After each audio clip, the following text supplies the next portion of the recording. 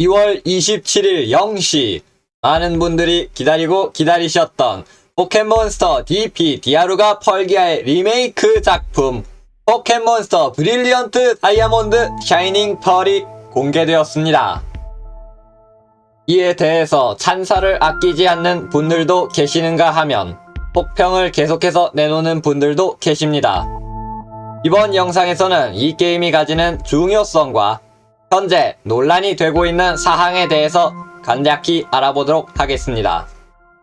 우선 호평의 주된 내용은 당연히 이 게임이 고대하던 DP의 리메이크라는 것입니다.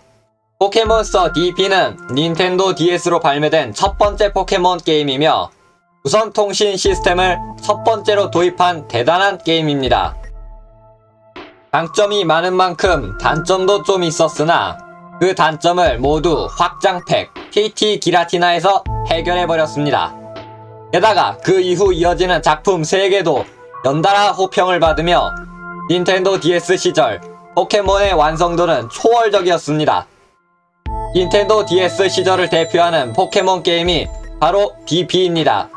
특히 한국에서는 금은 이후로 최초로 등장한 한글판 포켓몬 시리즈이기에 이 게임을 시작으로 포켓몬에 입문한 유저가 매우 많습니다. 때문에 그 어떤 작품보다 추억 보정이 강하게 남을 수밖에 없습니다.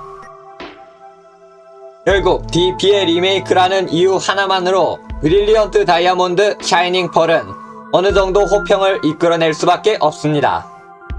하지만 이 게임의 원작이 워낙에 명작이었기 때문에 조금만 잘못 만들어도 비판이 거세질 수밖에 없습니다. 보통 회사라면 이런 게임을 압도적인 퀄리티로 내놓아야 정상이겠지만 안타깝게도 게임 프리크는 그런 회사가 아닙니다. 이렇게 중요한 게임을 게임 프리크 본사가 아니라 외주를 줘서 만들었다는 것부터 불안한 느낌을 지울 수가 없습니다. 혹평 측 의견에서 가장 큰 것은 이등신 캐릭터에 대한 압도적인 거부감입니다. 포켓몬스터 시리즈는 이미 2013년부터 이등신 캐릭터를 탈피했는데 왜 이제 와서 이등신으로 돌아가냐는 반응입니다. 원작이 이등신이어서 어쩔 수 없다는 변명은 같은 리메이크 작품이면서 XY의 등신대를 똑같이 재현한 오메가 루비와 알파 사파이어가 있어서 통하지 않습니다. 덕분에 동물의 숲 시리즈 같다는 평이 있는가 하면 팔이 짧아진 마박사가 뒷짐을 못 지는 장면을 조롱하는 등 혹평이 상당히 많습니다. 또한 공개된 그래픽도 안 좋다는 반응이 다수입니다. 소드실드에 비해서 색감이 매우 단순해졌고 소드실드의 것을 복사 붙여넣기 한 것보다 퇴화되었습니다. 소드실드조차도 그래픽으로 많은 비판을 받았던 것을 고려하면 이건 개선할 생각조차 하지 않았다는 뜻이 됩니다. 이 부분은 포켓몬스터 시리즈의 고질적인 문제이기도 합니다.